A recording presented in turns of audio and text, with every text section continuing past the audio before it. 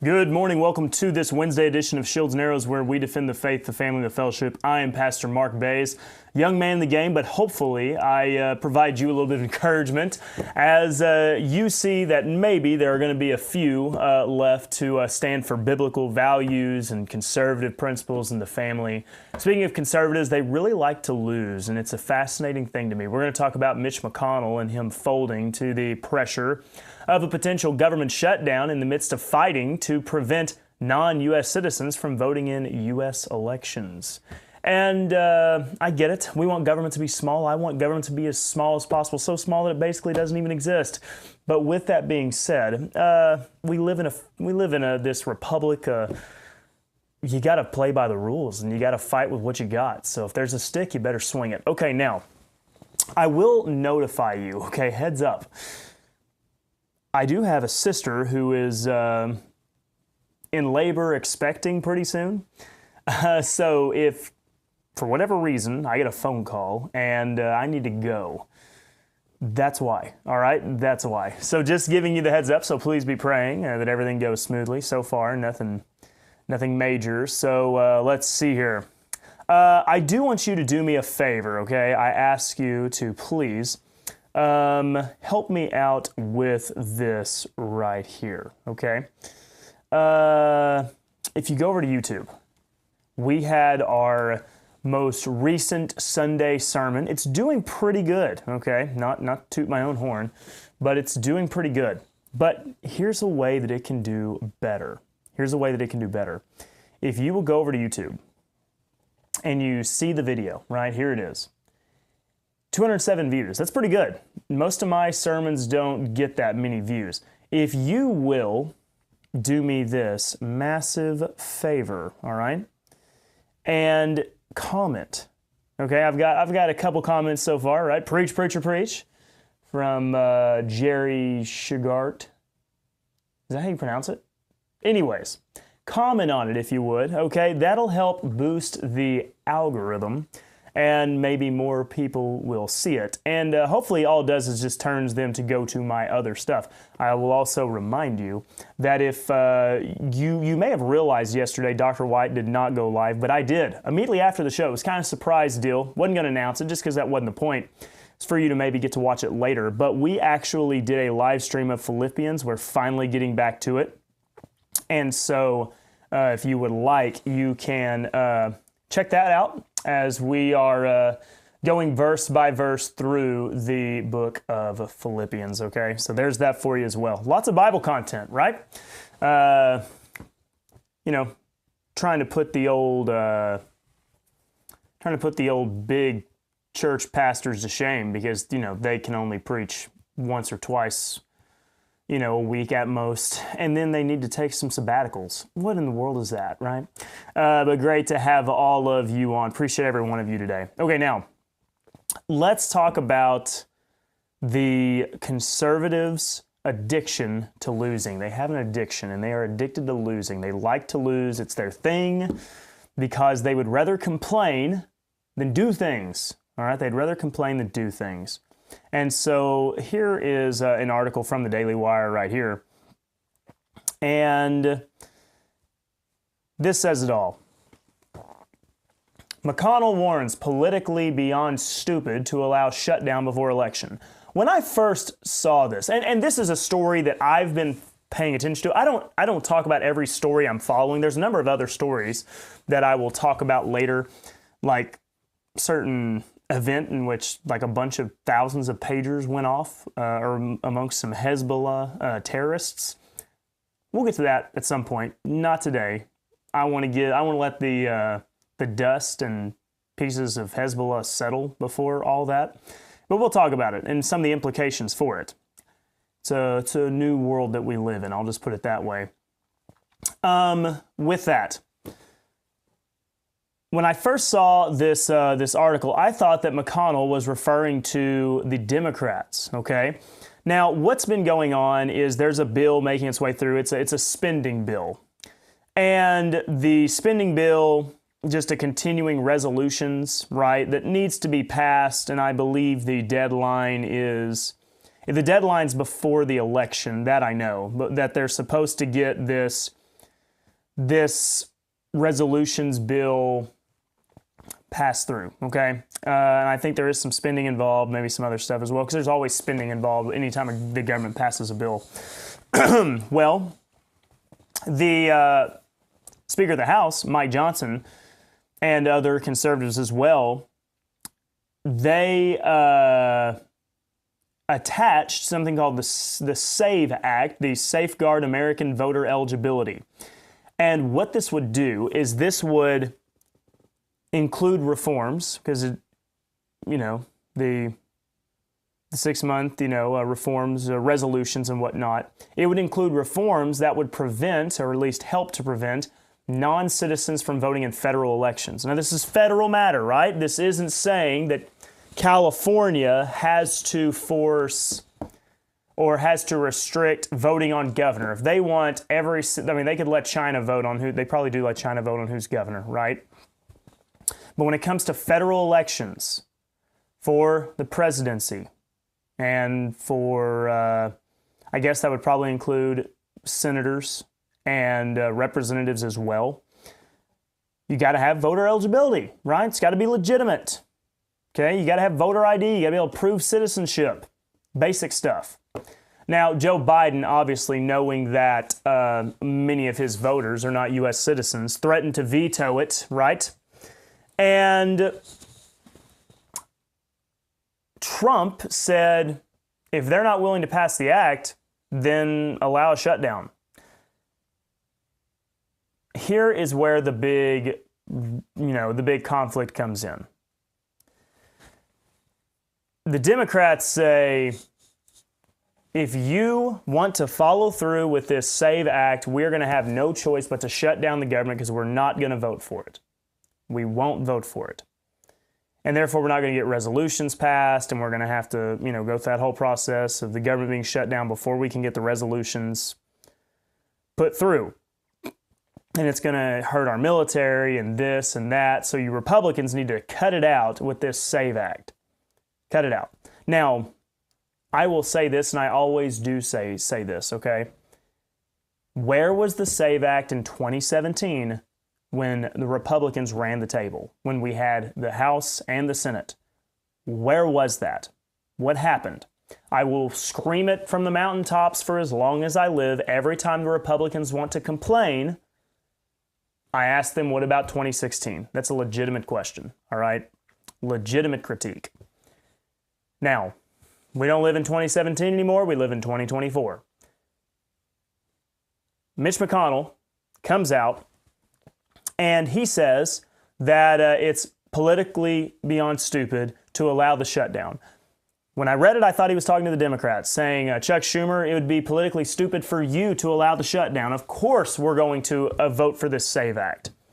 No. Mitch McConnell is saying, Republicans, it's our fault to allow a shutdown. And it'll hurt us politically when the Democrats decide, no, we're not going to approve it. We're going to shut the country down. This is, once again, exemplifying the conservative desire to lose. We love to complain. This is a phenomenon that exists in a lot of areas of life. The churches have these people, families have these people.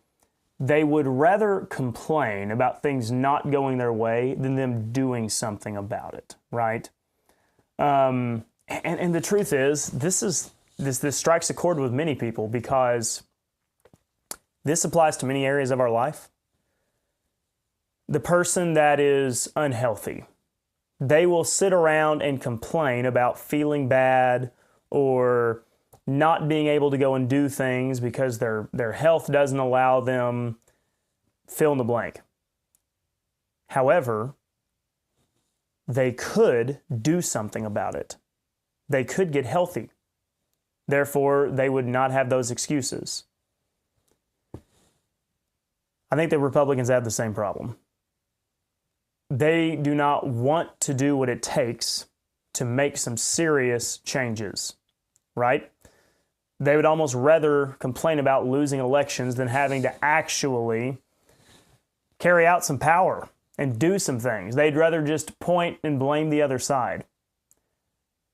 Mitch McConnell's done some things that I commend him for. Remember, he was also he played a major role in getting all these different justices that Trump got to appoint and getting them approved. So credit there where credit's due. But the truth is, we got to be honest with ourselves. Mitch McConnell is just as much a swamp creature as the rest of them.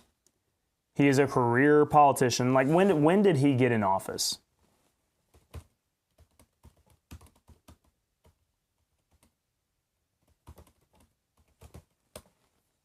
Mitch McConnell was first elected in the U.S. Senate in 1984.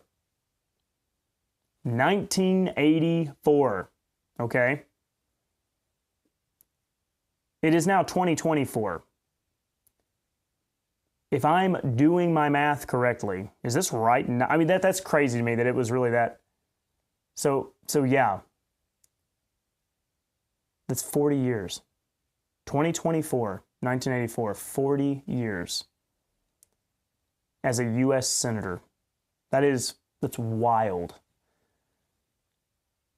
If you think that Mitch McConnell, as well as many other politicians, are doing it because they love our precious republic and the democratic process, I've got oceanfront property in Oklahoma to sell you. May do some good things every now and then, but I guarantee you, McConnell has his own interests. He has his own interests.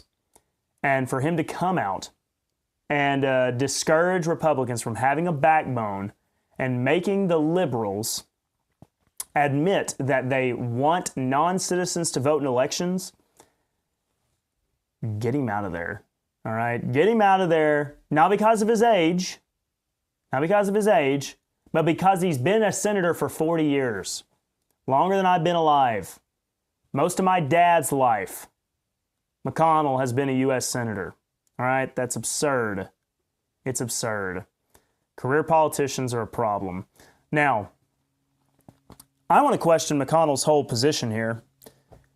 What about the government shutdown makes that the Republicans' fault? The Democrats are the one in power. They're the ones that are in power. They have the ability to not shut down the government. That's on them. Do we really think that the American people are not able to discern these things? See, and that's my point. We just assume we're going to lose.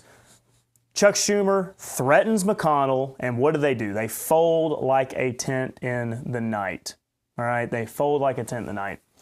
So Republicans are going to have to decide, do you just want to lose from now on? Because the truth is, that old guard, the Mitt Romneys and whatnot of the world, Liz Cheney's, they love to lose. And they do not represent us. That's not who we are. And so we got to get rid of them because guess what? There's another generation, all right, that wants to win. We'll talk about a generation that wants to win and what Ron DeSantis is doing standing up to the Fed here in just a little bit, okay?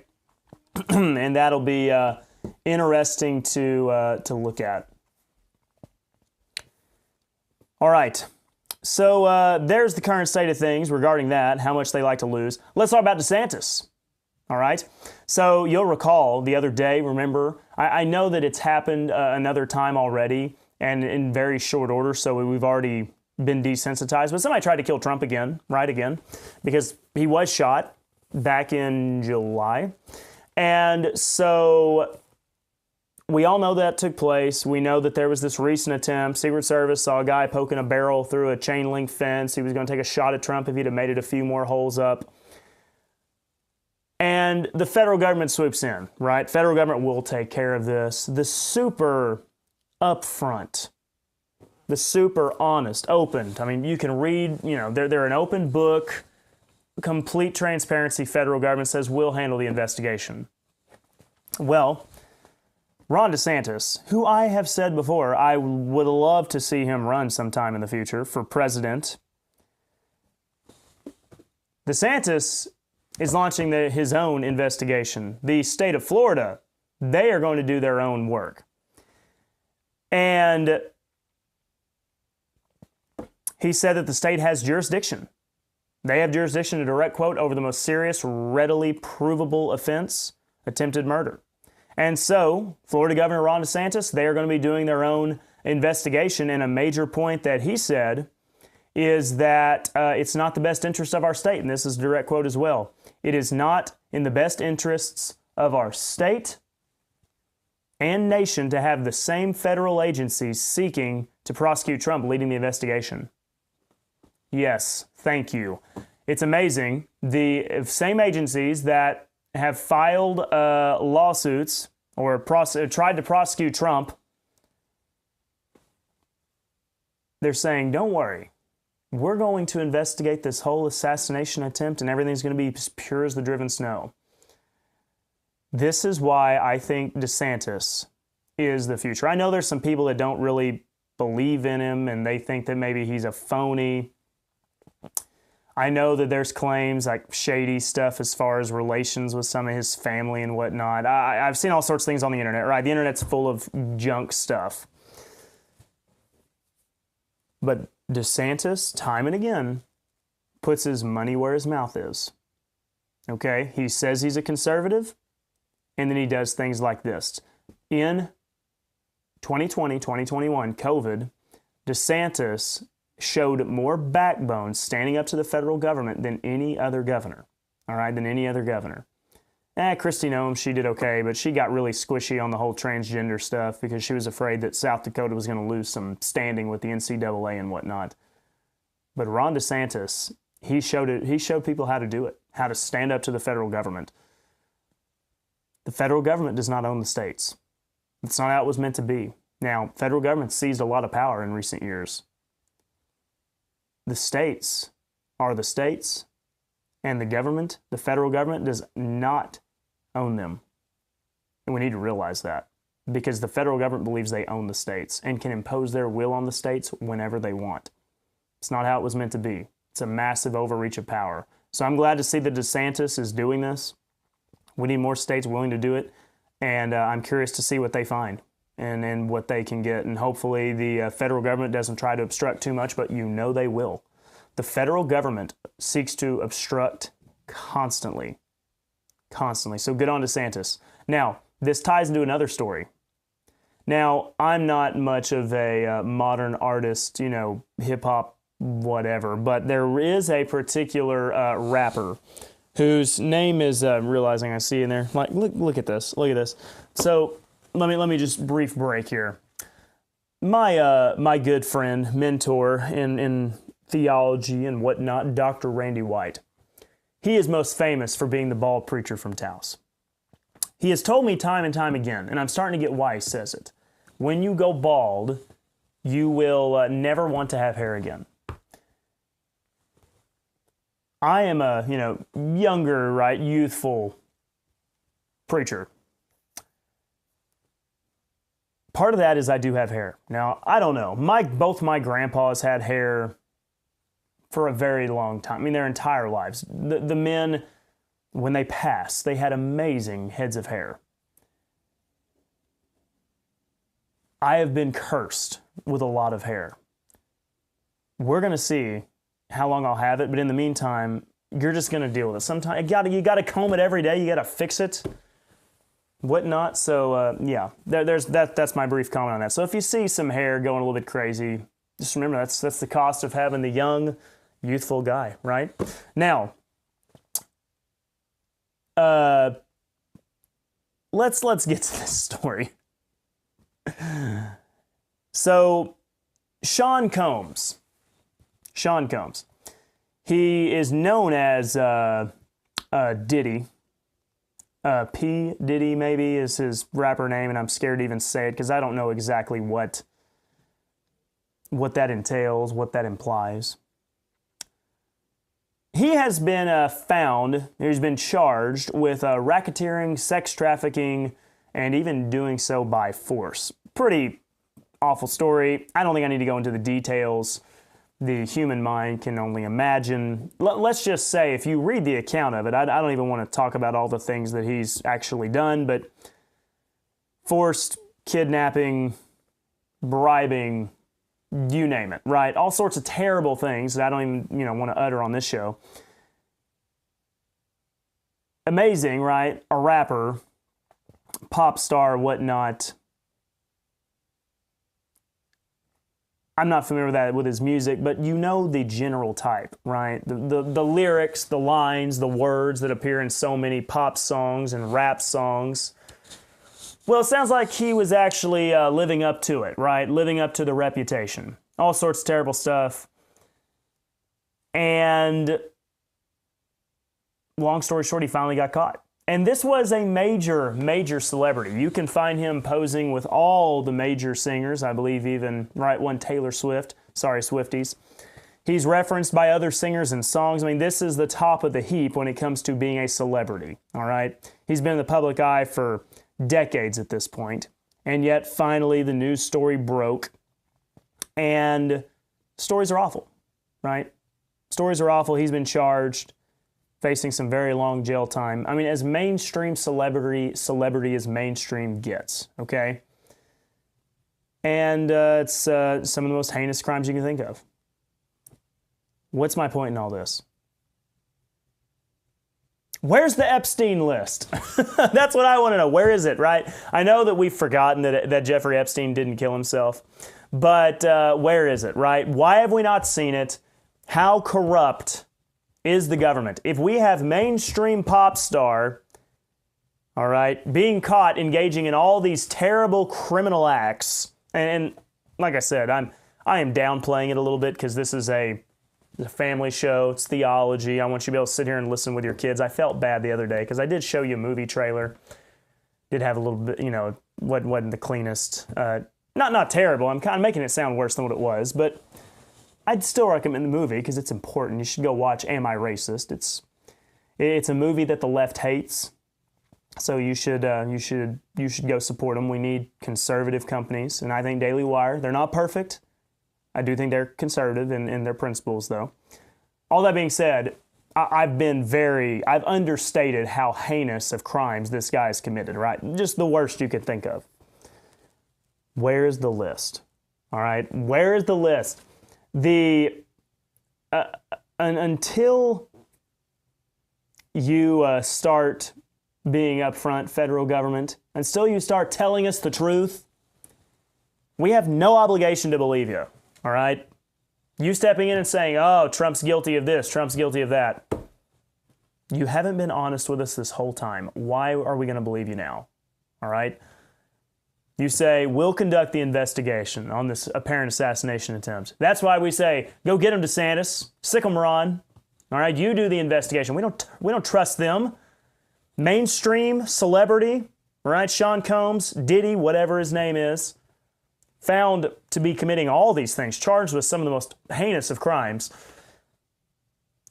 And yet he's been a golden child, at least loved in Hollywood and the music industry and whatnot for all this time. We don't trust you, okay? Show us the list. Show us the list. And we want to know who's on it. We need to know. We need to know. Okay? And the truth may hurt. But I think the truth is the Republicans or conservatives and just people that want the truth, libertarians, we are willing to let the truth hurt us. Okay? Let's see who's on that list. Let's find out who has been lying to us, who has betrayed us. Okay? We want to know. We are willing to accept I think conservatives are willing to accept the possibility that Trump's name is on that list. All right? Now, is it? Trump hasn't seemed too worried about it. Now, maybe he's just playing it cool. But I don't think we're near as worried about Trump's name showing up on that list as what the Democrats are worried about whose names are on that list. And I think it's a whole lot more than just a Bill Clinton or maybe an Obama. I think that the rot goes way farther. So we're not near as scared of that list being leaked, even though some of it has. But where's the whole thing? Give us the whole story. Hillary Clinton, I saw just yesterday, she's releasing her, 90th memoir, because everybody wants to know about Hillary Rodham Clinton's life. It's that fascinating. The truth is, her life is fascinating, but I guarantee you she doesn't have any of the details that we want in her memoir. We want the dirty details, right? Who did you kill, Hillary? That's what we're wondering. I'll remind you, if this gets deleted, I'm recording so we can upload this to Worshipify. Worshipify is a free speech platform, unlike YouTube. So with that being said, we want the truth, all right? Tell us. Tell us. We need to know. We need to know these things. Another thing you need to know is there is a very serious correlation, connection, pattern that is being ignored by the media, all right? So here's another story coming from the Daily Wire, because maybe one of these days they'll hire me. Not that I agree with them on everything, but, a man's got to feed his family. A trans-identifying 19-year-old was arrested after expressing desire to shoot up an elementary school. So once again, reporting from the Daily Wire here. This was a young woman who was confused, believed she was a man, told her therapist that she wanted to shoot kids in the cafeteria. Now, at least she told this to the therapist and didn't act on it yet. But this was in Iowa. The Iowa then, due to the report, they arrested the young woman, charged her with a threat of terrorism. My point in this whole story, okay, the process that's going to go, right, threatening to do such a thing, does that violate freedom of speech? Terrorism, threatening mass killing, that is, the truth is, you've got to consider the ramifications, all right? Because when are we going to start just arresting people for what they say? Okay, when are we going to start arresting people for what they say? I think we can all say the threat to shoot up in a school, right, to murder children, is outright bad, right? That's a serious threat, disturbed person. So therefore, I think we can find the ramifications to arrest, detain, question somebody for that. And after all, how many times have we seen a shooting, a mass killing, and the person's threatened it time and time again and nobody did anything about it? Now the question is, and going back to Hillary Clinton, at what point does somebody say Hillary Clinton, has maybe been involved in some very nefarious and illegal activities? Who's going to come after you for that? That's why we need to have a clear position on these matters, and we don't need to let the waters be muddied. And Hillary Clinton, just the other day, when she was announcing her, latest memoir, because she has multiple, was talking about the idea of civilly or even criminally charging people who spread misinformation. It's an important topic to question. I say all that to say that's not really my topic on this matter of threats and whatnot, and there is a code under Iowa law for this, 708A.5. Are you noticing a pattern? The most recent school shooting in Georgia, the individual was just confused as far as their attraction as a young man, but had some disturbed ideas and didn't like how the trans community was being treated. There was the Covenant School shooting, the woman who was confused, believed she was a man. And then you had a shooting at I believe it was a gay bar in, was it Colorado? Boulder Springs, Colorado? Is that right? Remember how we've just buried that? That was a couple of years ago. During deer season, I remember, because I was hunting when I saw it flash on my phone. That was a person who had trans-identifying... So my point is, what percentage of the population identifies as trans? I know it's exploded because the mainstream media, they have manufactured this, and now young kids are confused and they're being lied to and all the terrible things that's on the internet. So I know that the number is going up, but it's still just a fraction. Just a fraction. Let's just play a hypothetical. Let's say in the last 3 years, there was one person each year who identified as a fundamentalist Christian. Now, obviously we would say a fundamentalist Christian wouldn't commit those acts, so they shouldn't, right? That's just absolutely opposite of all the principles that we hold to. Each person created in the image of God, and we shouldn't commit these evils. With that being said, let's just say that they, for whatever reason, affiliated with it, had posts sharing fundamentalist, KJV onlyist type things, whatever. Traditional marriage. And yet they go out and commit these terrible acts. Maybe they went and they shot, they committed a shooting at a Muslim school, a mosque, or just out in the public, but they were maybe targeting LGBTQ people. And that happened once a year for 3 years straight. It would be non-stop news coverage. Kamala Harris would be using it in all of her campaigns. It would be an open discussion on the floor of the Capitol building. There would be marches. You can just imagine, right? It would be a national conversation. You could hear Kamala Harris saying, we need a national conversation about the radical fundamental Christian movement, right? That's what she sounds like to me whenever she talks, okay? And Trump will be getting questions on it during the ABC debate. Mr. Trump, why is it that all of the extreme fundamental Christian terrorists supporting you? Which they've already been trying to make up this story. The FBI has been targeting like those that attend like traditional Catholic churches and whatnot, and they're targeting probably you too and you, me, because they're spying on all of our equipment, right?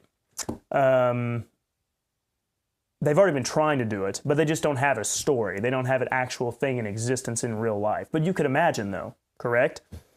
And the news media would be saying, Christian terrorist, fundamental Christian terrorist, and it only would take 3. It doesn't even take any, truth is, because we haven't even had this happen, and yet they're still pushing the story. The FBI has their watch list, right? Militia is a terrible word. Don't say that. Christian nationalism. It's the boogeyman. We don't know who they are or where they are. But we can talk about the principles of Christian nationalism at some point. But the idea, though, that, oh my goodness, these Christian nationalists, they're terrorists, they're going to overthrow the government. January 6th, the worst day in which democracy almost died. On and on it goes.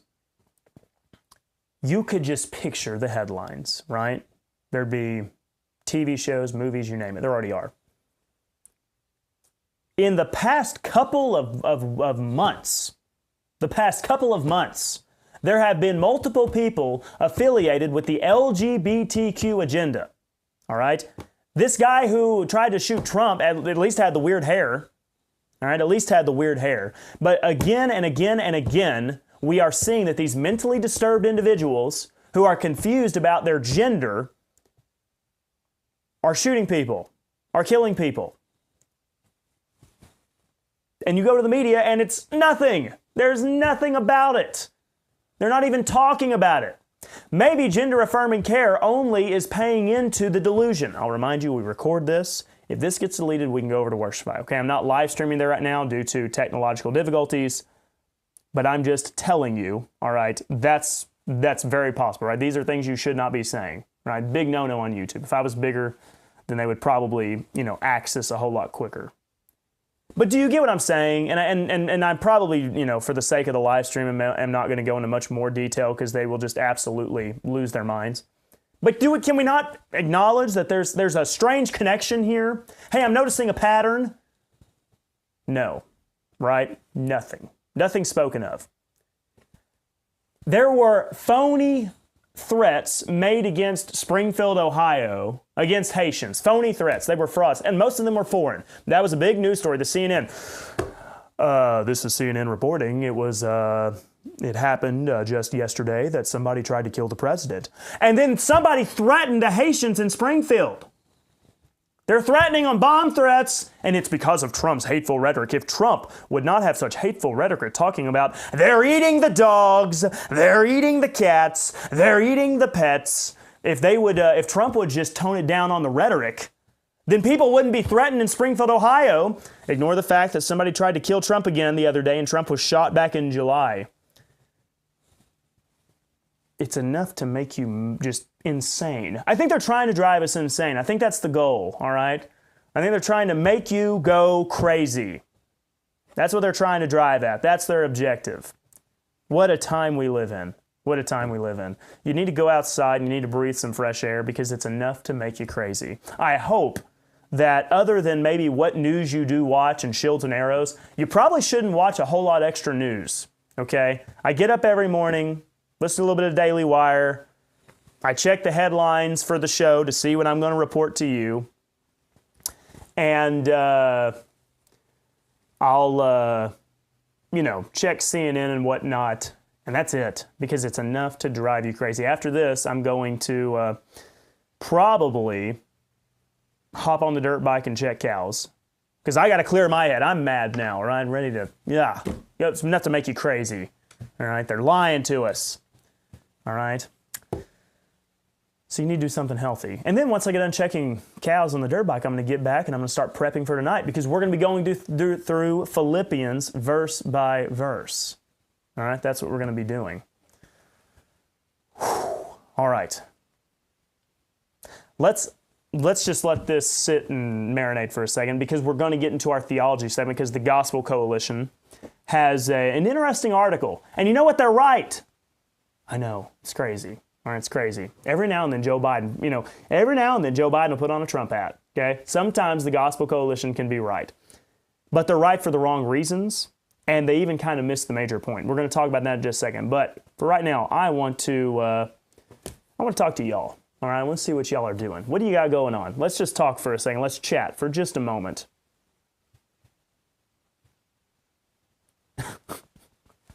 I just saw Toby's comment. Toby said, the legend theologian once had hair and looked kind of like you, Mark, so you may soon look like him. I think it's destined to happen. And I think what happens is when you start these daily shows, because if you go way back in time to some of the earliest Ask the Theologians and whatnot, he had a little bit of hair, right? Just a little bit. But as he went on and answered more questions and got on these rants, it just all fell out. So I think it's the more I do it, okay, the more I do it, the more I may start to get more slick up top. Glad I got married to my wife when I was, better looking, because she was way out of my league then. All right, let's see here.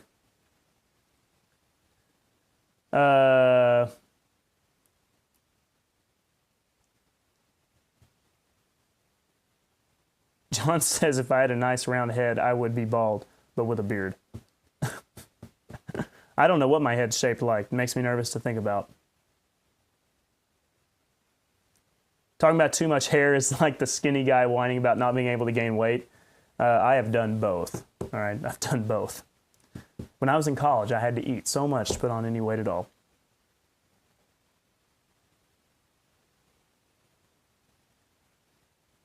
John, I'm reading some of your comments, but I'm just not going to read them out loud for the sake of things.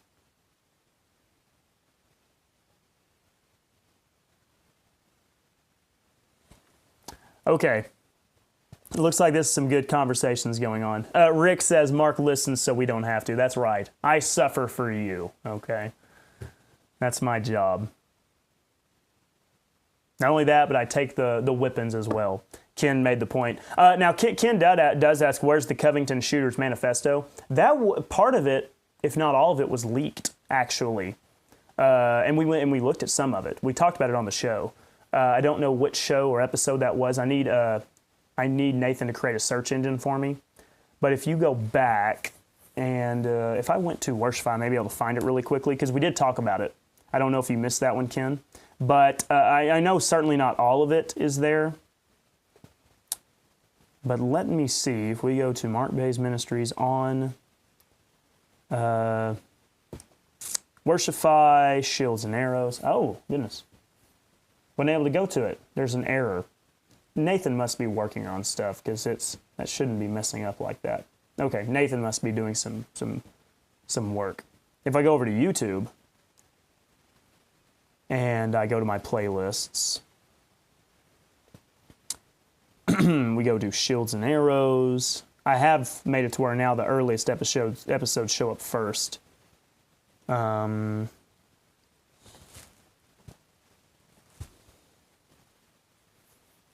It would be a while back. I don't know.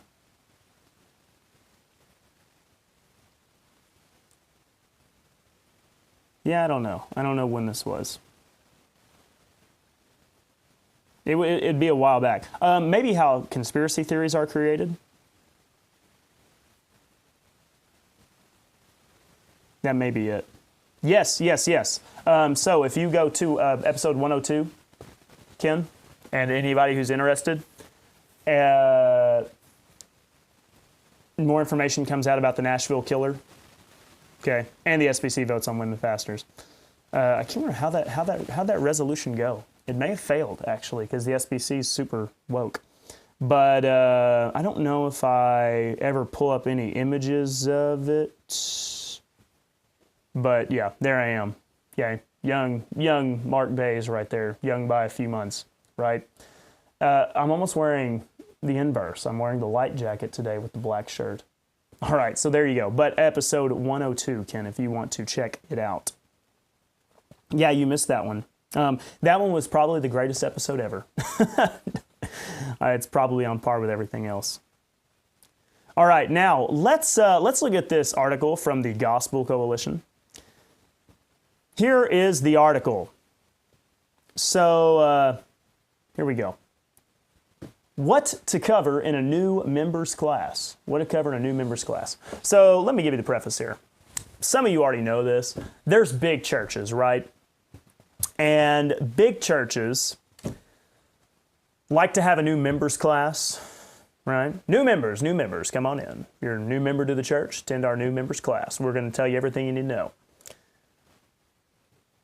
The new members class is often taught by the pastor because these new pastors, right? These new age pastors, whatnot, new age. Wow, that's actually profound. But these pastors don't teach a normal Sunday school class because they don't have to bother it. And a new members class is easy. All right. New members class is easy to teach. Welcome to First Baptist whatever town. I'm the pastor. It's great to have you. Got some new members here. Okay, those that joined because we had a revival, right? Big special event, and we got the band up to play just right, and we manipulated your emotions, convinced you needed to join the church. So come on in. Thank you. Let's sit down. Here's our new membership. So let me tell you about our church. Here's our church ministry. We our motto is loving God, loving people. Oh yes, that's our motto. And here's what you can expect from our church. We love you. You know, if you just need anything at all, you can call so-and-so. Here's their number. They've been designated as your, they don't have godfathers, but they've been designated as your sister family, whatever they would call it, and they are here for you. They've been members here for the past 15 years. If you need anything at all, you can just call them. Also, let's talk about some things that are the great blessings that our members get to have. As a member now, you get to support our church. So be sure, right, to help us financially. It's responsible. Here's a verse that talks about that. Let's see, what else? As a new member, there's these roles that we need filled, right? So here's how you can volunteer. We need help on Wednesday night with our kids. I don't teach on Wednesday night. There's nothing for adults on Wednesday night. I teach on Sunday mornings, and that's that. But we need help on those Wednesday nights for kids, okay? You better, if you want to be serving this, that's the thing. As a matter of fact, our motto is loving God, loving people, serving. serving, because you need to serve in our church. And what a great opportunity. You can show up on Sundays and you can serve. You can serve in our nurseries. We always need volunteers there. They're always getting sick because the kids are little germ magnets. We also, and we need our help with our kids class, because our children, I mean, my goodness, we have children's program for Sundays. You can't expect a 10-year-old, 11-year-old kid to, sit through a church service. You got to send them to the kids class or whatnot, the kids club or whatever. Randy and Dr. White may actually have a kids club, but I'm not sure how old they are, though. I don't know what age they send them, right? Here's my thoughts. You want to know that I'm independent-minded, okay, and I don't just, go along with whatever I'm told. I think if you have not every 10-year-old is created equal. They are, in the eyes of God, equal value, but as far as their attention span, maturity, I think by the time, goodness, nursery cuts off at like 2 or 3, and then you go to children's church, and maybe children's church is till you're 7 or 8. I think that once you get into your elementary ages of if you're learning long division in math, if you're learning long division, your kid can sit in a church service, all right? You don't have to send them somewhere. You don't have to. It's not necessary. It's not needed, all right? If they can do long division, if they can write in cursive, okay, let them sit in the church service. That's my thoughts, right? Unfiltered view with Pastor Baze, all right? Now, what was I at? Oh, yeah, I was in this members class. Yeah, we need people to volunteer for our children's church. And so that's your opportunity to serve. What a blessing it is. Let's see, what other things? When it comes to the Bible, let's talk about your quiet time. Are you having quiet time every day? You got to have your quiet time. Are you opening up your Bible and then letting the Holy Spirit guide you? Are you seeking His wisdom? Is God showing you new things every day? Are you praying for wisdom? And let's just kind of show you what a quiet time would look like, okay? Here, let's read this verse, Joshua chapter 1, right? Meditate on these words day and night and let them depart from your mouth. Oh, man, what amazing words. Do you think about God's Word all the time? Do you have a memory verse? Let's have a memory verse. As a matter of fact, here's our class's flagship verse that we point to, okay? Trust in the Lord with all your heart and lean not on your own understanding, or whatever. Whew.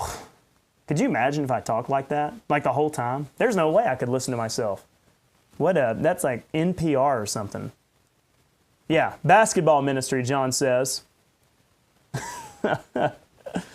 So with that is the standard new members class.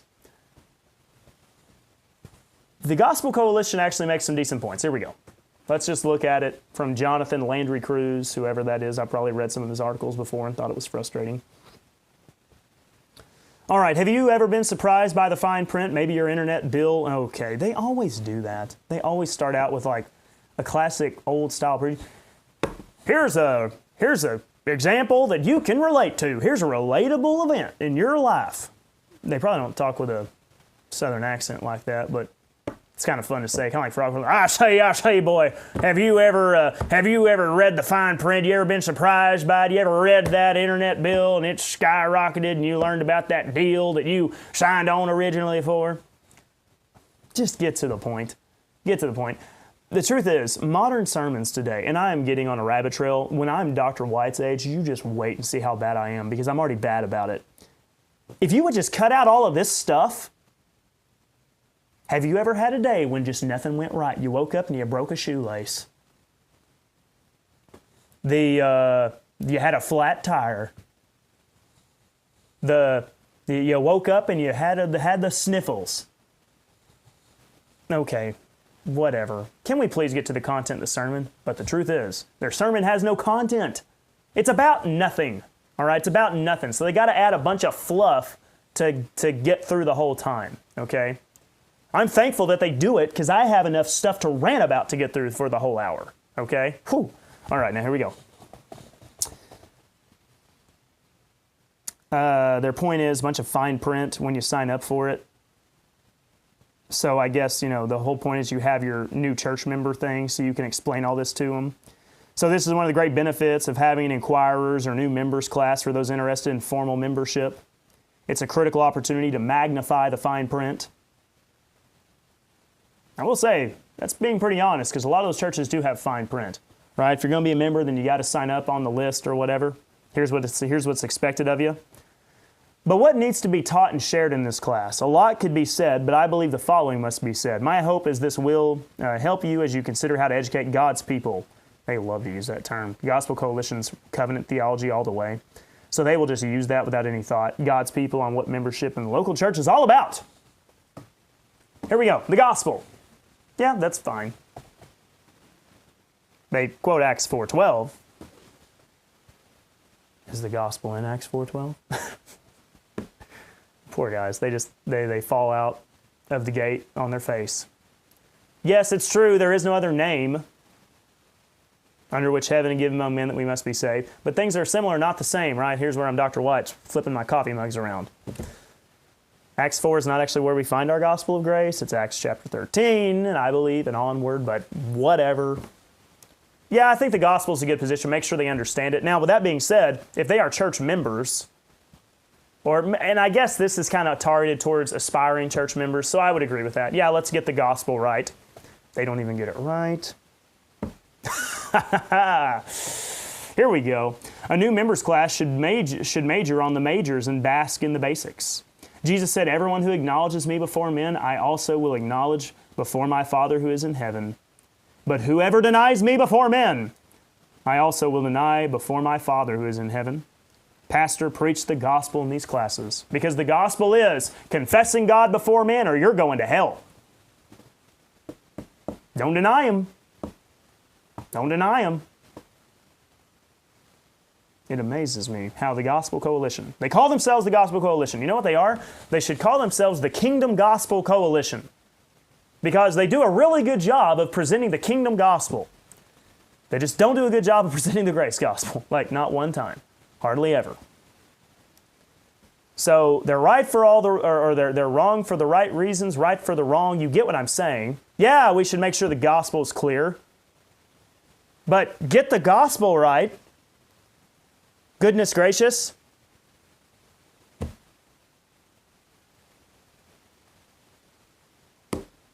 All right. Let's continue how this train wreck goes. It's like a car wreck. You can't look away. Doctrinal distinctives. Okay. If we just stop right there, that's fine. So doctrinal distinctives are essential. Here's where I'm going to give my, I've got a friend named Brandon. We've never met in person. And he is my friend. I think so. I mean, he may not call me his friend. He would say he knows me. Brandon is Presbyterian. Yes, you can have friends that aren't the same doctrine as you. Brandon is big on doctrine. I'm big on doctrine. We just don't hold to the same doctrine.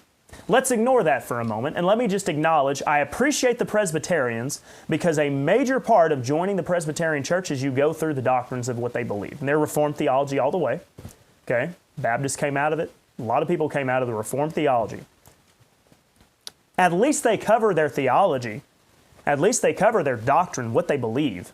That is a good thing. So I will credit them on that. Gospel Coalition, very good. Yes. You should focus on doctrinal distinctives.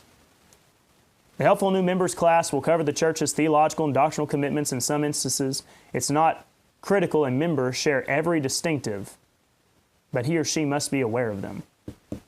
This is where they just completely fall apart. I think you should just be focusing on doctrine.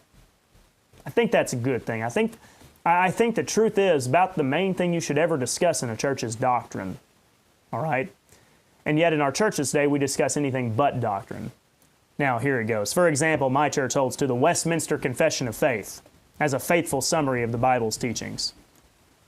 Creeds and confessions, creeds and confessions. See, this is where Brandon would say amen, and I would say, it's doctrine. At least you're holding to a view, but I don't hold to creeds and confessions. This includes theological convictions about God's sovereignty and election, which sometimes called Calvinism. Question the assumptions, bud.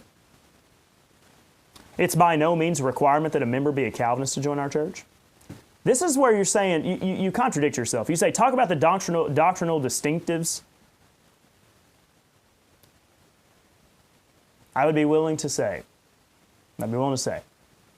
there is no Calvinist in my church. I don't think you could be a Calvinist and be in my church. If there is one, they are going to get run off eventually, because I have denounced Calvinism from the pulpit on multiple occasions. Those of you that watch, you follow along. It amazes me. It amazes me how many people can sit in a congregation and have all sorts of different theology and doctrines, and yet it never comes up. It's never a source of conflict because the preacher never talks about it. Never talks about it. That's why it never comes up. That's why it's never a problem. Oh, eschatology is never controversial in my church. Yeah, you never talk about it. You haven't run off the people that disagree with you.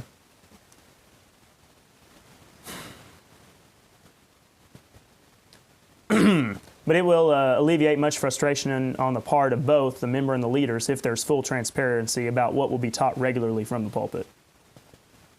If it's taught regularly from the pulpit, then it really is kind of important that you're all on the same page as far as doctrine. Authority and submission. Ooh. The pastor is God's anointed. Thou shalt not touch God's anointed. Korah's rebellion is an example of that. Do not ever go against God's divinely appointed man. I've learned over the years that more time needs to be spent in these classes explaining the Bible's teaching on leadership and laity in the church. To join a church means to be willing to obey your leaders and to submit to them. Submit, you will submit to my authority. I need Dr. White's old preacher voice. What authority do I have over my congregation? They voted me in. They can vote me out. They've given me a job. They hired me to do a job. My job, as they laid out for me, is to preach and teach the Bible.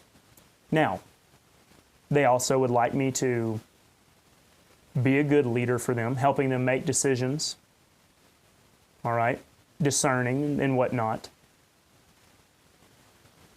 But on Sundays, I get up and teach. That's my job. They can fire me whenever they want. They could call a special business meeting in 2 weeks and send me packing. What authority do I really have over them?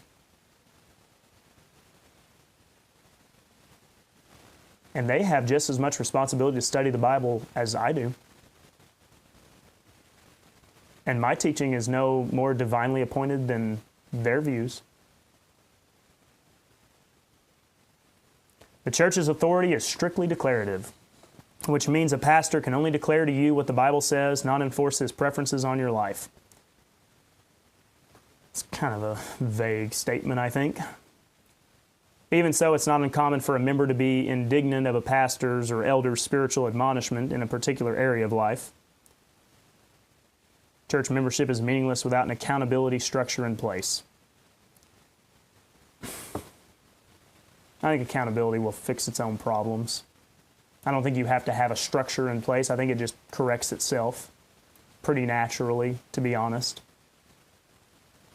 You could follow maybe Jesus' example, first have a conversation with them privately, then take 2 or 3 if necessary. None of these problems are near as significant as what we say.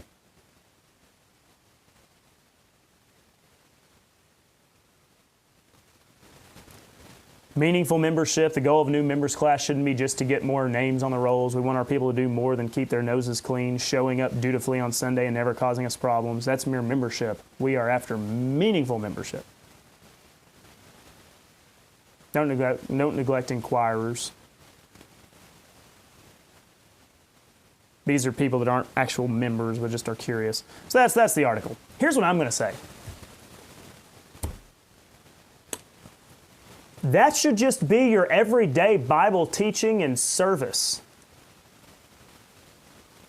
That's what it should be. Look at it. Consider it again. The gospel. You should articulate the gospel every time. Most important thing.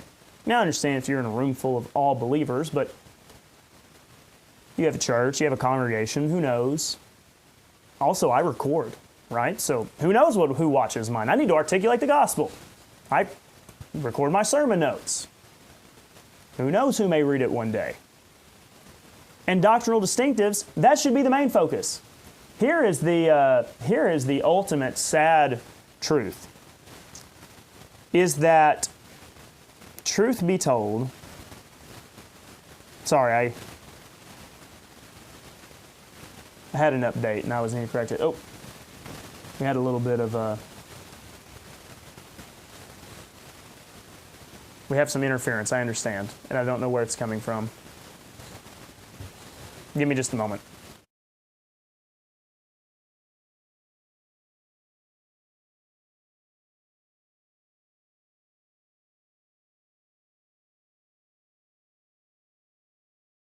All right. I think that's fine. We had some static buildup, and I had to just correct that. So, with that being said, I think that's what you should do for every service. The gospel and doctrine. The gospel and doctrine. But what they do is they say the gospel and doctrine, that's for the new members. Go over the doctrinal stuff. And then, for the rest of their life, their entire time at this church, it is going to be how to be a good friend, or how to be brave, or whatever other self-help, motivational, rah-rah, heart-tugging sermon series that they do. You should just teach the Bible, all right? I think that whole approach is, great for new members, and it's great for everybody, because that's the whole point of what we should be doing. All right, Gospel Coalition, swing and a miss again. Even when you're right, you're wrong. Goodness gracious.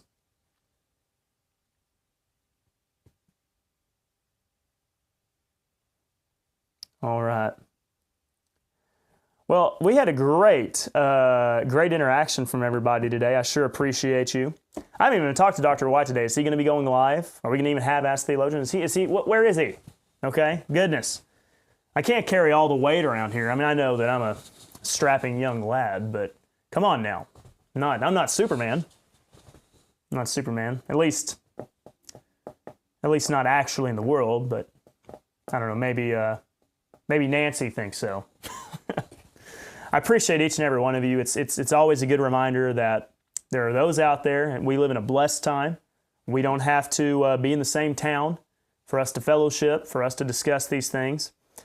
And we're going to continue to provide you good, solid, hopefully, solid, sound doctrine, good Bible teaching. That's our focus. This is just kind of the, day-to-day candy type stuff, I guess, where we get to rant and rave a little bit. Tomorrow, though, we get into some real meat because we're answering questions. Tomorrow's Theology Thursday, where I do my own version of Ask the Theologian, where I just take your biblical theological questions. So what I need you to do between now and tomorrow, do some thinking, figure out some questions you want to ask me, see if you can stump the young preacher boy. Send me an email. Many of you, I know some of you have my number, you can text me or whatever. Or you can just hold on to your questions until tomorrow. And you can just put them in the live chat and I'll get to them then. Nancy says definitely Superman. Well, Nancy, that's why you are the president of the Mark Baze Ministries fan club. All right. Oh, could you tell my wife that? All right. I appreciate each and every one of you. And until tomorrow, this is Shields and Arrows. I'm Pastor Mark Baze. Thank you for continuing to support this ministry, listening to my different views on doctrine, but also culture, society, you name it, as we defend the faith, the family, and the fellowship, and listen to some of my rants as well. We'll be back tomorrow for Theology Thursday. Have a great rest of your day.